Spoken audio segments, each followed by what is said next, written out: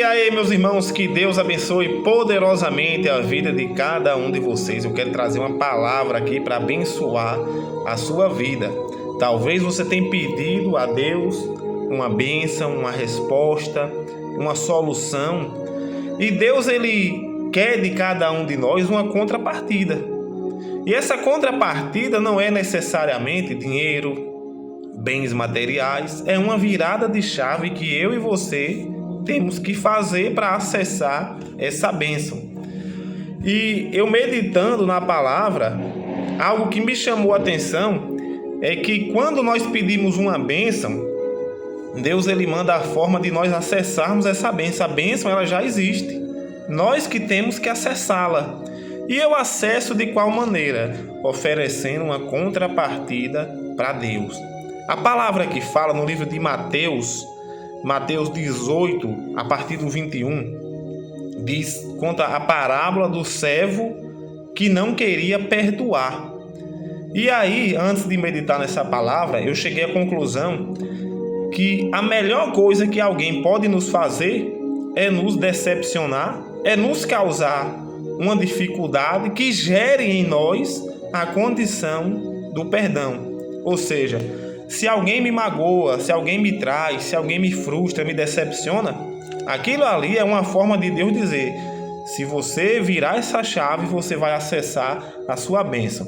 Então eu cheguei à conclusão, meditando nessa palavra, que o melhor que alguém faz para me beneficiar não é quando ela me dá dinheiro, não é quando me dá uma oportunidade de trabalho, não. É quando ela gera uma decepção e aí eu posso acessar as bênçãos de Deus através do perdão.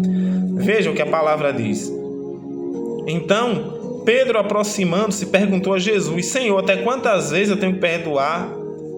Até quantas vezes meu irmão pecará contra mim para que eu lhe perdoe? Até 7 vezes? Jesus respondeu: eu não digo a você que perdoe até 7 vezes, mas 70 vezes 7. E aqui ele continuou: porque, por isso, o reino dos céus é semelhante a um rei que resolveu ajustar suas contas com seus servos, com seus empregados. E passando a fazer, trouxeram-lhe um que lhe devia 10.000 talentos. Vamos conjecturar, vamos trazer para a nossa realidade. O cara devia 100.000 reais. Um exemplo, 100.000 reais. Não tendo ele, porém, com que pagar, o Senhor desse servo... Gente, é porque está escuro, não é porque eu não sei ler, não. É porque fica um pouquinho escuro aqui na frente da televisão, que está com fundo musical. Aí fica oscilando as imagens, escurece às vezes aqui a letrinha da Bíblia pequena. E ele disse assim, ó: então o senhor desse servo ordenou que fosse vendidos ele, a mulher, os filhos e tudo que possuía, e que assim a dívida fosse paga. Então aquele servo, caindo aos pés dele, implorava: tenha paciência comigo, eu vou lhe pagar tudo, meu senhor.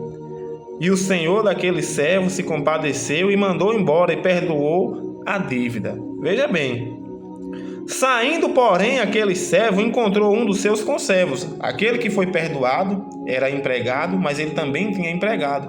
E o empregado dele devia a ele. Olha que situação. E quando ele encontrou esse empregado, o seu conservo, lhe devia 100 denários. Aí vou conjecturar. Aquele homem devia 100.000 reais e ele foi perdoado. Só que o empregado dele estava devendo a ele, vamos conjecturar, 10.000 reais. Então, pela lógica, a história era para se desenrolar. Se eu tive 100.000 reais perdoado, eu também vou perdoar esses 10.000. Deixa aí de oferta para Deus. E aqui diz assim: aquele empregado devia a ele, vamos conjecturar, 10.000 reais, talvez nem isso. E ele agarrou aquele homem, começou a sufocá-lo, dizendo: me pague o que você me deve. Então o seu empregado, caindo aos pés dele, pedia: tenha paciência comigo, eu lhe pagarei tudo. Ele fez a mesma oração que esse homem tinha feito há poucos instantes atrás, até poucos minutos atrás. E aqui ele disse: ele, porém, não quis, pelo contrário, foi e o lançou na prisão até que saldasse toda a dívida. Vendo os seus companheiros o que havia acontecido, ficaram muito tristes e foram relatar ao patrão, né, ao dono lá, ao rei, vamos dizer assim. E chamando aquele servo, disse: servo malvado, eu lhe perdoei aquela dívida toda porque você me implorou. Será que você também não devia ter compaixão do seu empregado, assim como eu tive de você? E ficando indignado, entregou aquele servo aos carrascos, até que lhe pagasse toda a dívida. Assim também o meu Pai, aqui Jesus falando, assim também o meu Pai que está no céu fará com vocês, se do íntimo não perdoarem cada um a seu irmão. Veja bem, aquele homem tinha alcançado a graça, o perdão de uma dívida maior. O que você quer de Deus é necessário para que Deus lhe abençoe. Primeiro haja um perdão de uma dívida maior. Ah, mas eu não estou pecando assim. Nós nascemos em pecado, nós temos uma dívida impagável com Deus. Se nós queremos a misericórdia de Deus, nós precisamos do perdão de Deus. E nada melhor para alcançar esse perdão, não há nada mais rápido. Por isso que eu falei que alguém não pode fazer um bem maior a gente do que provocar uma decepção. Então, não há nada mais rápido para mim adquirir o perdão de Deus e posteriormente a bênção de Deus do que eu também perdoar aquele que me magoou. Foi o que Jesus disse. Jesus disse no Pai Nosso: perdoa as nossas ofensas, porque também estamos perdoando aqueles que nos ofendem. Então veja com bons olhos, a partir de hoje, quando alguém lhe magoar, lhe decepcionar, puxar o seu tapete, lhe machucar, é claro que você não vai procurar estar perto dessas pessoas, porque às vezes o mal que podem lhe fazer é um mal sem volta. Mas no que depender, que Deus for colocando na sua vida pessoas que lhe magoem, lhe decepcionem, tudo no controle, né? Alguém falou mal de você, perdoe, diga ao meu Pai, perdoa. Agora é a oportunidade que eu tenho também de receber o perdão, perdoe essa pessoa. Alguém lhe magoou, lhe entristeceu, lhe passou para trás num negócio, meu Pai, glória a Deus por isso. Glória a Deus por isso. Abençoe essa pessoa, porque eu quero o seu perdão também. E acessando o perdão de Deus, a pessoa vai ter a bênção desejada. Então, Milton, tem alguma palavra na Bíblia, além dessas aí de Mateus, do Pai Nosso, que mostre na prática que isso é verdade? Jesus, quando ele curou um homem que estava ali paralisado, eu não sei se era uma paralisia total, ou se era alguma parte. Eu sei que ele estava precisando de um milagre. Mas antes do milagre acontecer, Jesus disse o seguinte para aquele homem: perdoados estão os teus pecados. Ou seja, agora você está apto a receber a bênção. Agora você está apto, porque não tem mais cobrança, não tem mais pecado. Pecado significa dívida. É a mesma coisa. Se você tem um nome sujo lá no Serasa, no SPC, né, tem uns órgãos aí que cobram. Se você vai no banco pegar um empréstimo, fazer um financiamento, financiar uma casa, um carro, o seu score, sei lá, o seu nível de honestidade, ele vai estar lá embaixo. Isso é um sistema que analisa a honestidade de cada um, vai de 0 a 1000. Se tem dívidas ativas no seu nome, você não vai ter acesso a cartão de crédito, não é todo banco que vai confiar em você.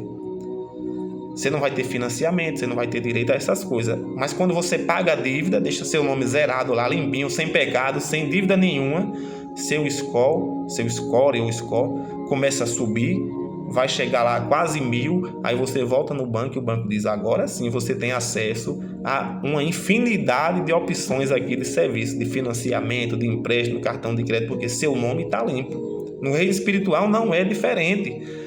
Se você tem dívidas no seu nome, pecados, maldições, esses problemas aí que requerem o perdão de Deus, a forma mais fácil, não é a única, a maneira mais fácil, mais eficaz, mas não é fácil muitas vezes você perdoar quem lhe magoa, mas quando você pensa: eu vou perdoar do íntimo, não vou perdoar da boca e no meu coração guardar raiva, vou perdoar do íntimo do meu coração, porque essa pessoa me fez, porque eu não vou pensar nela, eu vou pensar em mim. E aí você vai acessar as bênçãos de Deus mais rápido. Jesus disse: homem, perdoados estão os seus pecados. E aí as pessoas perguntaram: mas quem é esse que perdoa o pecado? Mas quem ele pensa que é? Aí Jesus disse: para que vocês saibam que o Filho do Homem tem poder no céu e na terra, eu vou dizer esse paralítico: levante, pegue o seu leito e ande.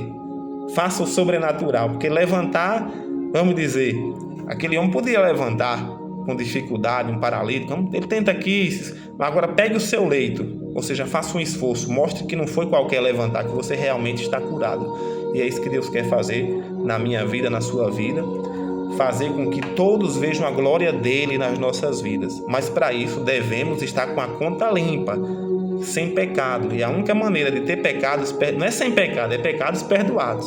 E a maneira mais fácil, não a única, mas a mais fácil de ter os pecados perdoados rapidamente é perdoando também aos outros. Então que Deus abençoe vocês através dessa mensagem. Tudo de bom.